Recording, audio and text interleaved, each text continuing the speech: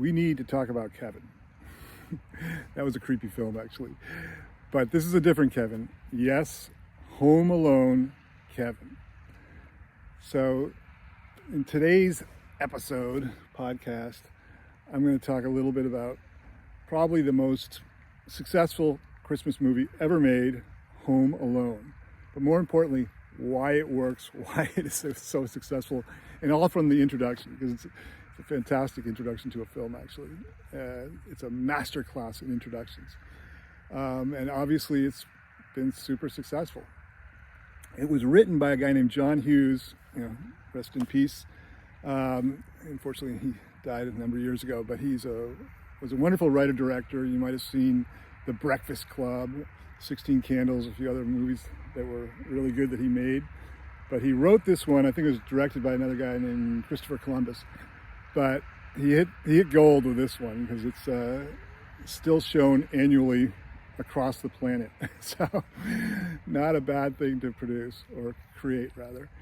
I think on a trivia note, I read somewhere that he actually came up with this idea of this kid again being left alone for Christmas when he was rushing to the airport and forgot something. It wasn't his kid, but he forgot something. I can't remember, what his passport or something. But the chaos that ensued. But it's probably happened to most of us. And that's the whole thing, is this story is relatable.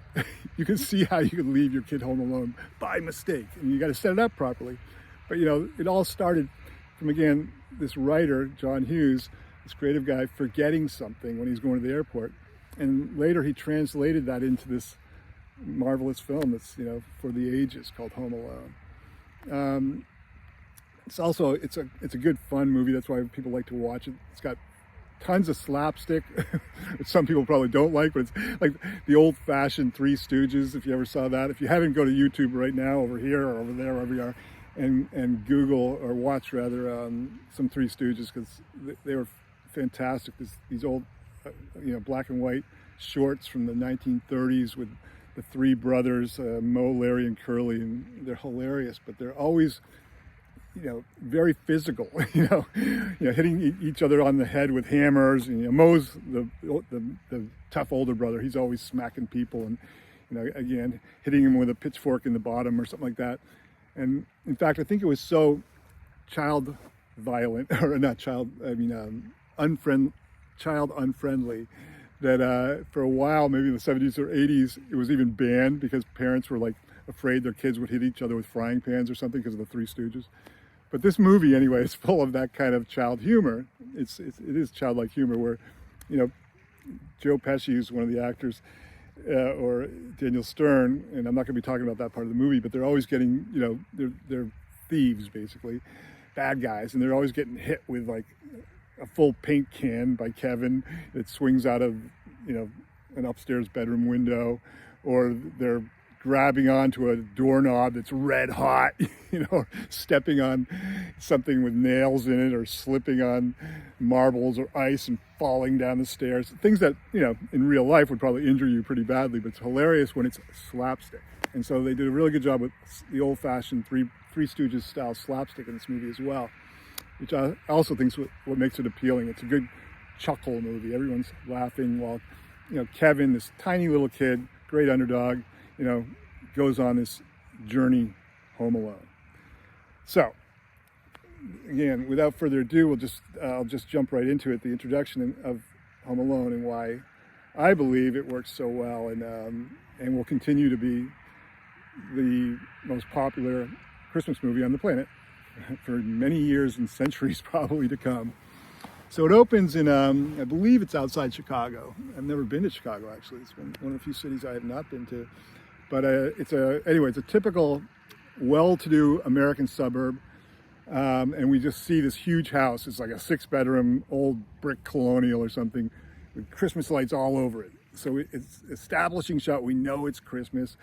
We hear some voices from inside saying something about packing suitcases or something. But that's all, that's all we hear. But what we see is this nice kind of Christmas visual. It's a snowy neighborhood with this house, beautiful house with lots of windows and lots of Christmas lights. We cut inside and it's completely insane chaos. There's kids going in every direction, like 6 kids that way, 3 kids that way, a couple of grown-ups running by with pillows. And basically, everybody is packing for some kind of trip, but it's complete chaos. They're running all around. And it's funny to watch.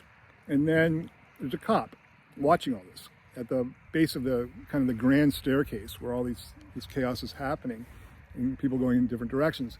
And that cop is, again, Joe Pesci, this wonderful actor who's been in so many great movies, Goodfellas, for example. But the Joe Pesci cop, he looks like basically, your basic street cop, almost like a traffic cop. He's standing in the doorway and no one's paying attention to him because of all the chaos. They're just running past him, again, with pillows and bags and stuff because they're packing for whatever they're doing. And he's trying to get their attention, but nobody will stop and give him the time of day. So then we cut to, I guess it's the upstairs bedroom where the mother of the house, Kate, is on the telephone and she's packing. She's got her bed full of all sorts of her clothes and she's talking to a friend or maybe her sister or something about, going on a trip when we are introduced to Kevin. We need to talk about Kevin, like I said. But Kevin comes in, he's a little guy, Macaulay Culkin, and obviously his character is super famous now. But the first time we ever meet Kevin is right there in the bedroom, and he comes charging in and telling his mom, Mom, Uncle Frank won't let me watch a movie with the big kids. He says it's too old for me or something. It's not even rated R. And he's complaining because basically he's been excluded from watching a movie by his mean Uncle Frank. And his mom is way too busy. She's on the phone, gossiping with her sister or friend about traveling, and she tells him to be quiet. So he jumps onto the bed, messing up all her clothes, and she's like, hey, stop that. And he goes, I'll stop that if you get off the phone, blah, blah, blah. So he's being kind of a brat, And then in walks his father, Peter, John Hurd, great actor. And he walks in and says something to his wife like, hey, honey, have you seen the adapter? And she's like, I have no idea where it is. And he's like, how am I going to shave in France if I can't charge my shaver, my electric shaver? So that's when we learn they're going to France. This is what all the packing is about. They're going to France. And it's important that we learn things. It's called exposition in screenwriting and storytelling. But basically, we, the audience, have to know stuff. So it's important that they're traveling. They're not just going to New Hampshire. They're going to France, okay? Anyway, so then, she leaves the room and comes back in and, she leaves the room and Kevin says something to his dad, like, Dad, everybody's leaving me alone. I've got nothing to do, something like that. And he's like, well, then go out in the other room and clean up all your little, Transformer toys or, mighty midgets or whatever he calls them because, Aunt Leslie almost tripped on him and broke her neck. And he's like, And just as he says that, his wife walks back in and says something about like, Kevin's been out in the garage again playing with the glue gun. And Kevin's like, Mom, because he's clearly got some kind of secret connection with his mom with things not to tell Dad. They'll get him mad, but it's too late because obviously, he's done this before. And that's again, the beauty of storytelling because we have to believe, even though it's fiction, that's, these are real people. And so this has happened before. Kevin's been out in the garage messing with Dad's glue gun or, screwing things up out there before, and it gets him angry. That's why Kevin's like, Argh. So the cat's out of the bag, and his dad's like, Kevin, have you been out in the garage again? He goes, yeah, Dad, but I didn't burn it down this time or anything. Don't worry about that. I was just making, Christmas ornaments out of your new fish hooks. Which is a character trait again for the dad, because that means he's a fisherman and he cares because he's like, my new fish hooks? He's like trying not to get upset because clearly he cares about his, fly fishing hooks or whatever, Kevin's been messing with out in the garage. But to his credit, he was making Christmas ornaments. And, as the chaos continues, basically, I think the aunt then storms in, and because the whole beauty of this whole setup is there's chaos, and we don't have there's distractions, but they're well placed distractions, and we're getting well fed with exposition, with material we need to know without even realizing because there's all this chaos going on. So we look left and something goes on the right. So in comes this Aunt Leslie, I think her name is, and basically a dad tosses Kevin into her arms, says, go help him pack. And Kevin's like, I don't know how to pack a suitcase.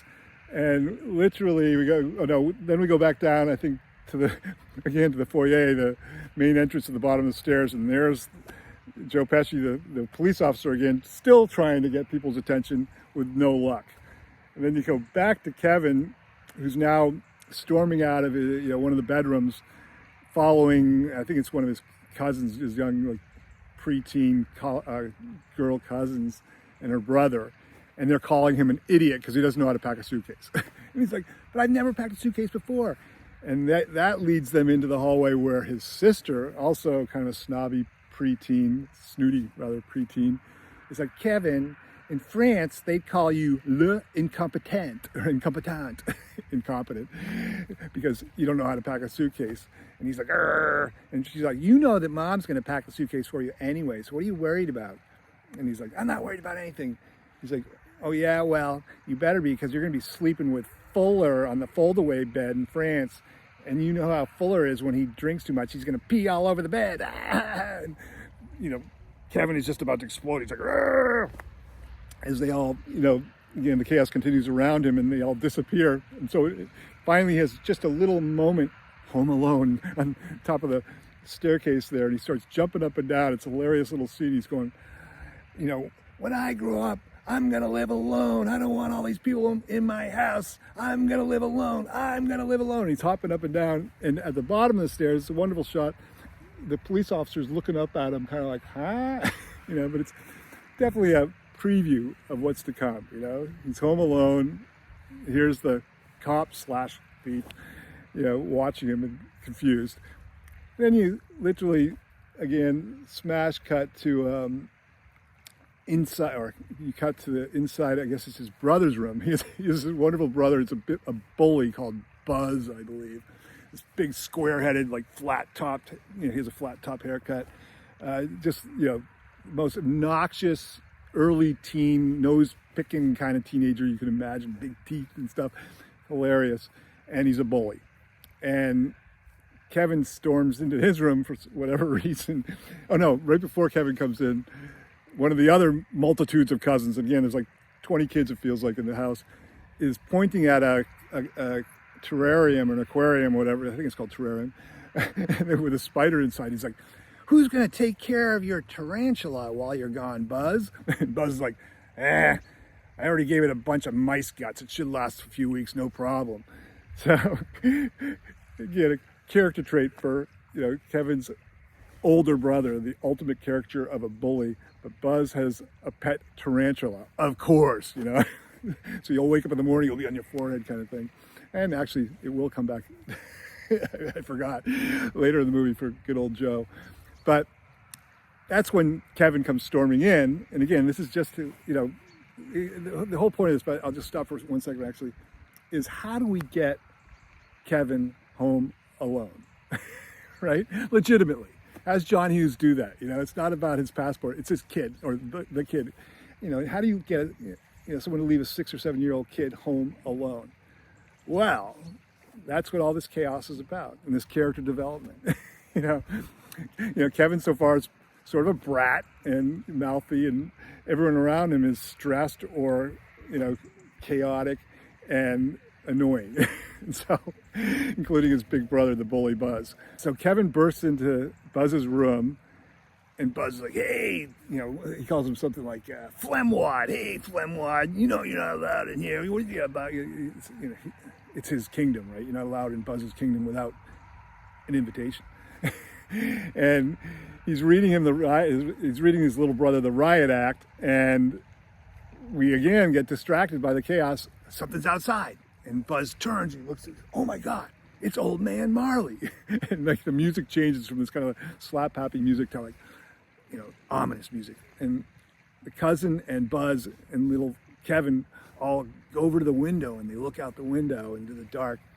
And there's this creepy old guy out there like shoveling snow across the street in a big old overcoat. And Kevin asks who it is, and then Buzz proceeds to tell the story. And basically, Old Man Marley, he says, that's Old Man Marley. And he's like, have you ever heard of the South Ben, Snow Shovel Slayer, something like that. The serial killer, the Shovel Slayer. And the kids are like, no. He's like, yeah, well, back in 58, he killed his whole family and half the people on the block. And the other cousin there is like, whoa, why isn't he in jail then? Why didn't the police arrest him? And Buzz is like, because they never found the bodies. And Kevin's like, what's he doing now out there? And Buzz is like, he's shoveling salt every night. He's out there shoveling salt. Because you see that garbage can there full of salt where he's getting it from?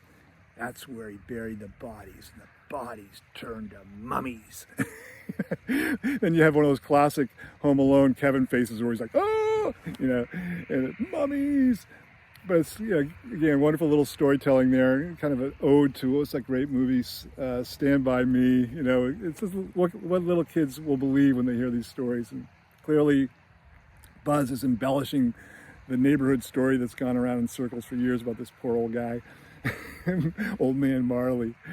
And then you again, flash cut to, or smash cut to downstairs to outside rather. We go outside where there's this crazy car with a sign on the top flying down the street through the neighborhood, and it's actually the pizza guy. That's his character trait, the pizza kid who's always late, right? And he's a bad driver, so he comes flying in on two wheels basically around a curve and hits the brakes and slides into the McAllisters, I believe that's their name, the family name, the McAllisters lawn jockey, which is such a, preppy, well-to-do neighborhood thing to have, I guess. It's like literally like a jockey from a horse jockey, but it's like a little clay thing about this high, like a gnome. Anyway, the car bumps the jockey and it falls over, and he gets out and he puts it back up and then goes inside with his towering stack of pizza. And we cut inside, or he goes to the door with the pizza, and we cut inside, and right inside the door, the cop is still standing there, Joe Pesci, the street cop. And this time he's finally got an audience. He's finally got someone's attention. He's talking to the two smallest kids from the whole group of, the whole swarm of kids. And it's, it's Little Fuller, the bedwetter, and his sister or cousin. They're both like 4, And they're both just looking up at him like awestruck because they've never seen a police officer or been talked to, I guess, by one. So, but he's drilling them. He's like, so where are you guys going on vacation? Are you going away for a week or what? And the kids are just like, speechless, not a word. But it's hilarious because obviously he's trying to get information from them. And they won't answer. So again, this says a lot about him. Not only is he drilling them about this info, but then when they won't answer, he leans down close to them and goes, wah! It's a hilarious little shot. And just as he does that, again, this is good filmmaking, and the chaos that goes with it, and that's the good filmmaking, the pizza guy comes in and holds this huge stack of pizzas, because otherwise, what happens after the blah, right? But so he's cut off. So it's all this wonderful choreography that Christopher Columbus put together, I guess, with his camera crew. And in comes the pizza dude, and obviously the cop is like, well, I'm not paying for that pizza. It's not mine. I'm just, here, trying to talk to somebody or warn somebody about what's going to happen. But the pizza guy is like, okay. And just as that happens, again, to continue with the chaos, literally they have this small little exchange. Uncle Frank, the, what I call the deserve to die character. He won't die, but he's the least likable of all the people in this group. Comes storming down the stairs and grabs the pizza. He's like, oh, pizza. And the guy's like, oh, it's $122. And Frank, because he's a dirtball, says, oh, well, my brother will pay for it. It's his house. And runs off with the pizza, right? It's another character trait. And, so we're learning, what little we can about each of the characters. And there's a lot of them, believe me, in the beginning of this movie. So he goes running off into the kitchen. And then I think that Mr. McAllister, Peter, Kevin's dad, comes by and says, oh, am I under arrest? Or makes a joke. And the cop's like, no, I'm just here, warning people about that it's Christmas and, there are thieves out there. So I want to make sure you're careful if you're going away. He's fishing clearly. And Peter's like, well, yeah, we're good. I have the automatic lights on. We don't have an alarm, but it's okay. We have neighbors check on us once in a while, something like that. Basically gives them some important information, especially that, there will be nobody home.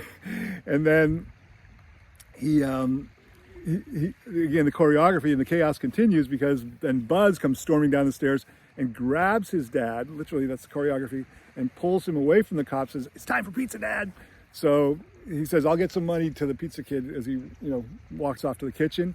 And then that's followed by Kevin, I think, storming down the stairs after them, going like, "Pizza!" And then we go into the kitchen where there's literally like 15 or 16 people, mostly kids, chowing pizza all over the place, all over the tables, kitchen counters everywhere. And they got, soda and everything. And Kate, the mom, is like, "Everybody drink milk. We got to get rid of the milk," because they're going away, right? So it makes sense. They got to drink milk. And they all have these big, almost like big red plastic beer cups, but they're full of milk. They're drinking those, and they have Pepsi and other stuff. Anyways, complete chaos. They're all eating pizza. And Kevin comes charging in and saying, "Pizza!" And he goes, "Hey, didn't anybody order me a cheese pizza?" Because he's a little kid. Little kids always have these weird food fetishes, like they'll only eat pasta. Well, Kevin's is that he'll only eat cheese pizza.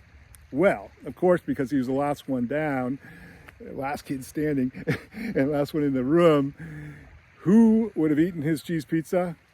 Buzz. So you look over and there's Buzz like inhaling the last piece of Kevin's pizza. And he's like shoving it in his mouth, like, "Ah!" And just grinning, at Kevin. And Kevin's like, "Ah!" And Buzz is like, "Well, if you want your pizza, someone's going to have to barf it up." And Kevin's like, "Ah!" And just at the exact second, little Fuller's over there guzzling some Pepsi. And Aunt Leslie's like, "Fuller, stop drinking all that Pepsi." And Kevin looks over at Fuller because he knows he's going to be sleeping next to him, the bedwetter. He's like, "Oh, he's drinking Pepsi." And then back smash cut over to, his big brother bully Buzz going and faking puking or barfing all over Kevin. Like he spits out, pizza crust or something.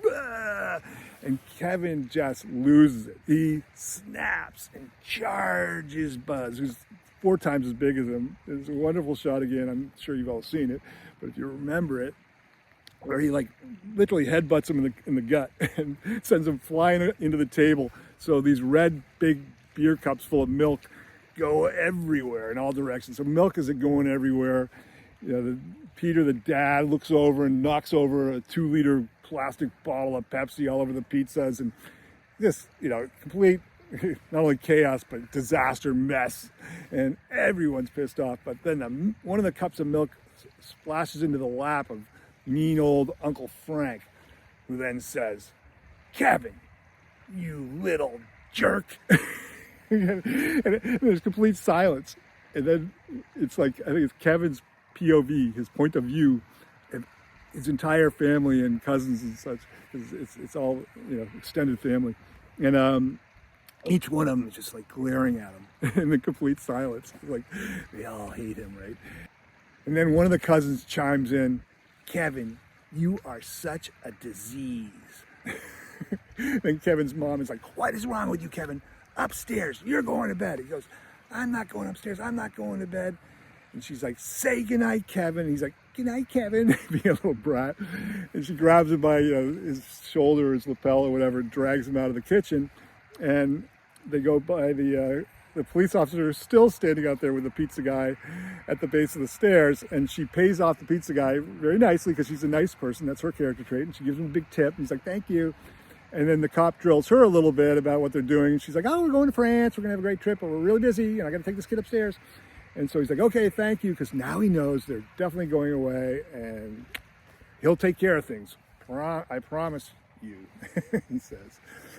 So she drags Kevin upstairs, but not only to the second floor. When they get up there, she's like, "You're sleeping up there on the 3rd floor in like the attic room." And Kevin's like, "What? Mom, no way. That's too scary. I'm scared of going up there." She's like, "Don't worry about it. Fuller's going to be up there. I'm going to go get him. He'll be up there soon." And he's like, "I'm not going to be sleeping with Fuller. He just drank a whole ton of Pepsi. You saw that. He's going to pee all over the bed." And she's like, "Okay, we'll put him somewhere else. But you're still going up there." And this is really important because this is the reason, or one of the many reasons, he's going to be home alone. Like I was saying earlier, the whole choreography, this creating fate. Why is, how are we going to make this little kid be home alone? Well, one of the first reasons is that Kevin, or rather Fuller, Kevin's cousin, little cousin, who was, a bedwetter. And that's the reason he's not going to sleep up next to Kevin that evening, because he's drinking all the Pepsi, which we all just saw when Kevin got angry because he saw him drinking the Pepsi, because he's going to wet his bed. So that means Kevin is going to sleep upstairs alone, and when everybody leaves the next day, they can forget him legitimately, and we'll believe it, because little Fuller wasn't up there for anybody else to see that Kevin was still up there as well. So, and there's other reasons, which I'll get to in a moment, but of course, that's the kind of homework you got to do, dotting the I's and crossing the T's or whatever when you're writing a screenplay or telling a good story. You don't want the audience saying, what? Why'd that happen? The tracks are covered very, very well in this introduction to how we get this little 6 or 7 year old left home alone. So Kevin then turns to his mom. He's like, Mom, I'm sorry. And it's actually, it's a very heartfelt little moment. He's like, Mom, I'm really sorry. And she's like, nope, upstairs with you. That's it. And then he gets angry again. He's like, I hate all of you. I hate my family. And she's like, yeah? Well, then why do you ask Santa Claus for a new one? Big mistake. Don't do that, Mom. And Kevin's like, I don't want a new family. I don't want any family. I can't stand any of you. I want you all to go away. Something like that. And she's like, I bet you'd be really sad in the morning if you woke up and you didn't have a family. And he's like, no, I wouldn't. And she's like, say it again. Maybe it'll happen. He's like, I want you all to go away. I don't want to ever see any of you ever again. And she's like, okay. And then, and then it cuts to she leaves and he goes up to the scary attic bedroom, which is not so scary. It's kind of cute, but it is the attic. It's the 3rd floor. And he gets into bed, he kicks back, and he's like looking at the ceiling, dreaming. He's like, I just wish my family would disappear. Careful what you wish for, kid. So then we cut to the dark night outside. It's a full moon and a storm is coming. Santa Claus on the front lawn is rattling, and then a tree breaks. A branch off a tree breaks in the middle of the night and it hits the power lines. So the lights go out. We see the lights go out. And then smash cut, which means you just go to the next morning rather. And it's a beautiful sunny morning, and there's an electrician up in a tree, or he's up on maybe a crane fixing the transformer on a phone, on the phone pole across from the McAllister's house. So he's up there fixing it, and outside the house are 2 enormous, extra long vans, airport vans, picking up this, 20 or 16 chaotic people that are going to be going to the airport. So then we cut inside, and of course, it's peace and quiet. It's calm and wonderful. And that's because they didn't forget to set their alarm. The power went out, so their electric alarm clock didn't go off. Right? Motivation, folks. You need to have a reason for things to happen. And this is yet another reason for Kevin to be home alone, because in the urgency, the hurry up offense to get the hell out of Dodge and off to France, they're going to forget him. And it wouldn't have been so urgent if the storm hadn't happened and the alarm had got off. But anyway, we have a reason for the alarm not going off. And it's, again, one more good chuckle, hilarious little scene where, Mom and Dad are sleeping under the, plush red covers of their big, huge bed. And suddenly Mom sits up straight and goes, ah, Peter. And then, this sort of slapsticky scene happens where it's all fast motion, like the entire chaos, all 16 people running around the whole house, upstairs, downstairs, just like before, packing, throwing bags left and right. And Mom saying do a head count to the oldest daughter to make sure everybody's going to make it out to the van. And then you cut out to the van. So this is actually pretty good because there's this funny music going with all this, fast motion chaos. And then it's calm outside, and there's this little kid, which is also really important to why Kevin's going to be left home alone. Because this other little kid about his size, about his age, is the classic little kid, very much like I was when I was 6 years old. I was like Jimmy Y, I think they call me. Why? I always ask why. I could ask 100 questions in 35 seconds. And this kid is doing that, and he's asking questions to actually the driver of the first van. He's like, well, why are the McAllisters going to France? And we're going to Orlando, but first we're going to go to Missouri to pick up my grandmother. And how fast does this car go anyway? And the driver's annoyed. He's like, kid, get out of my way, And then you cut back inside, and the chaos continues with people running around like, passports, don't forget passports. And there are kids going in all directions. And the funny music, and then back outside, and it's calm again. And now the kid's in the driver's seat of the second van and bugging that guy. He's like, is this van an automatic, or how fast does it go, and how many people does it hold? And the guy's like, kid, I told you to get out of the car. And then we cut to it's literally line, like almost like a conga line of people coming out of the house, all the kids and the parents at the end. And the oldest sister, up, on the orders of the mom, is doing a head count. So they all line up against the van, and she's like, 1, 2, 3, 4.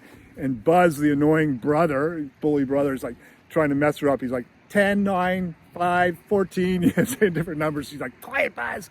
And so she counts again. And as she gets to like number 8, the door to the van is open, and that little kid is still bugging that driver, just getting out, but he has his back to them, and he has this big, winter hat or cap on. So she just puts her hand on his head like he's Kevin and says 9, 10, 11. So he's like number 9. So they're all there, all 11 kids, because I guess it's 11 kids and 4 adults. And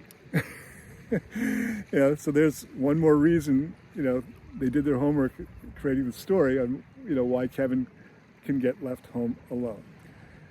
So they all pile into these 2 vans. The electrician guy who'd been fixing that transformer suddenly appears. Another important little piece of information for us, really. But he says it to the mom. He's like, hey, Mrs. McAllister, the electricity's back on, but your phones are going to be down for a few days. And she's like, okay. And all the cats, okay, we ain't going, bye-bye. So basically, we just learned that there's going to be no telephone communication. So little Kevin can't call anybody, right?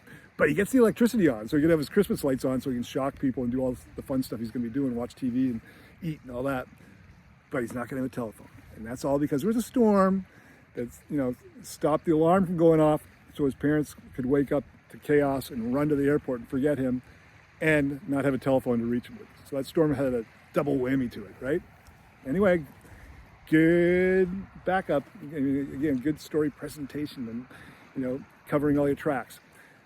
So, they whiz off to the airport. They're literally charging through O'Hare Airport. It's a classic scene. Everyone remembers that scene. It's like the entire train of kids and parents, like 15, running through the airport because they're going to miss their flight. Actually 14 because one's missing, right? And they get to the gate and they're like, did we make it? And they're like, you just made it. And they even have to bump a few of the parents, I think, up into first class. The kids all, spread out in coach. And they get onto the plane, and Kate, the mom, sits next to her husband, Peter, and she's like, I can't believe we made it, honey. And he's like, yeah, wow. And she's like, can't believe it, but I feel like we forgot something. It's one of those great setups, actually, again, for us, because we're going to, of course, see what they forgot like that. So smash cut, Kevin, with his hair up in the air, kind of like yawning as he walks down the staircase from the creepy 3rd floor bedroom, looking out like, huh? So you literally go from her saying, did we forget something? To Kevin, right? Home alone. Spelled out right there, all visually, Yeah, it's just good storytelling. It's a good chuckle again. I hope we didn't forget something. And then you see Kevin.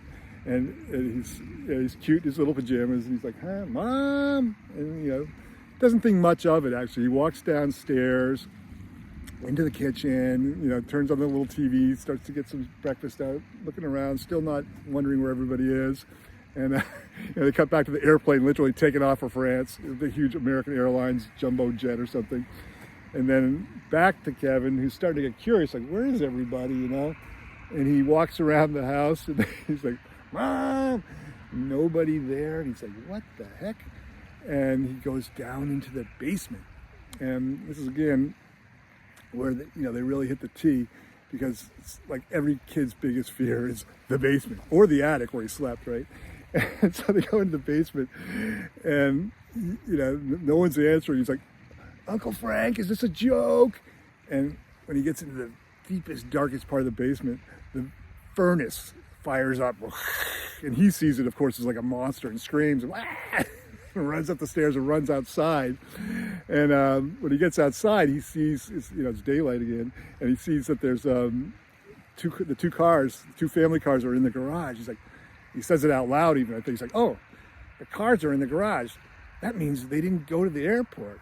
And he walks back inside. I think it's also a smash cut, and he's sitting there at the kitchen counter, and literally trying to figure out what's going on. And there's sort of these bubble visions, of his various siblings and family going like, "Kevin, I'm going to feed you to my tarantula," is Buzz. Or, "You are such a disease, Kevin. You're such a troublemaker." Or Uncle Frank saying like, "You're a little jerk." So it's all these negative connotations from his family members. And then suddenly Kevin thinks about his wish. He's like, "I made my family disappear." It's this hilarious little realization, right? And he smash cut again. Like, I think he's on his parents' bed, jumping up and down, "Woo, party!" Running around his house, grabbing ice cream, doing funny things, and eating Cheetos and drinking soda in front of the TV, just having a little kid's dream day party because he made his family disappear. And then you come back to the airplane in first class, where Uncle Frank, again, to show his character, is trying to get his wife to put the fine crystal, like the champagne glasses, because they're in first class, into her bag. She goes, "Just take it, put them in your bag." steal the champagne glasses from first class. She's like, "Honey," and then we go back, I guess.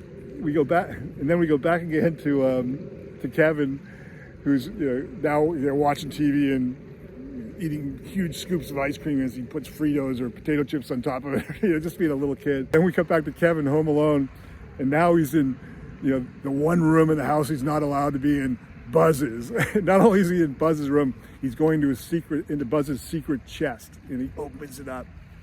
And of course, right on top of it is like Playboy magazine, like a bunch of girly magazines. And Kevin starts going through it.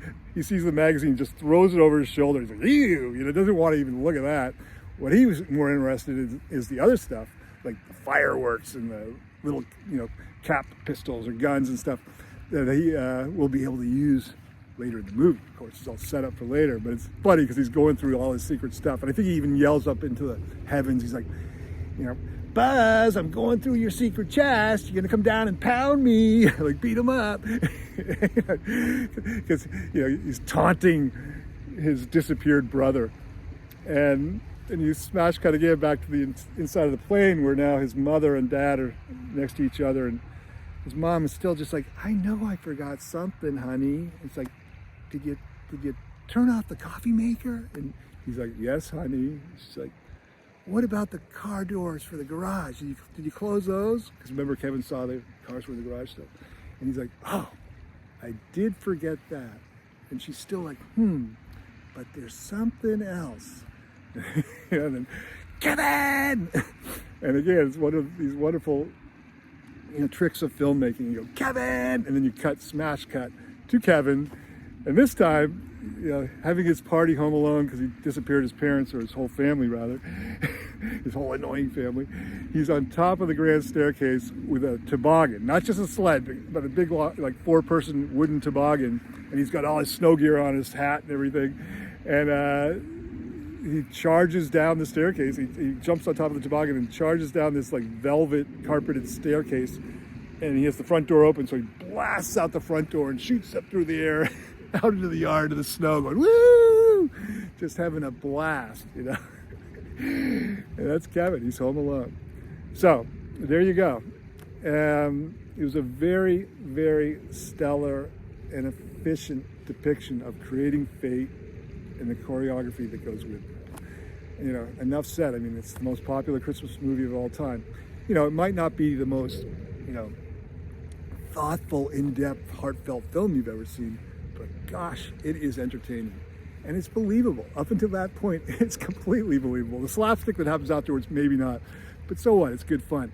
But up until then, we believe that little Kevin can get left home alone for all these variety of reasons I just said. Like, the neighborhood kid who just happens to wander over and be talking to the van driver, so he gets mistaken for Kevin, you know, or the fact that little bedwetter Fuller is exiled from the 3rd floor because, you know, Kevin doesn't want to sleep next to a bedwetter, so Kevin sleeps alone and they forget him. Or there's a storm and it takes out the electricity for the house because the power lines go down and the alarm doesn't go off, so everybody wakes up and rushes out and forgets little Kevin.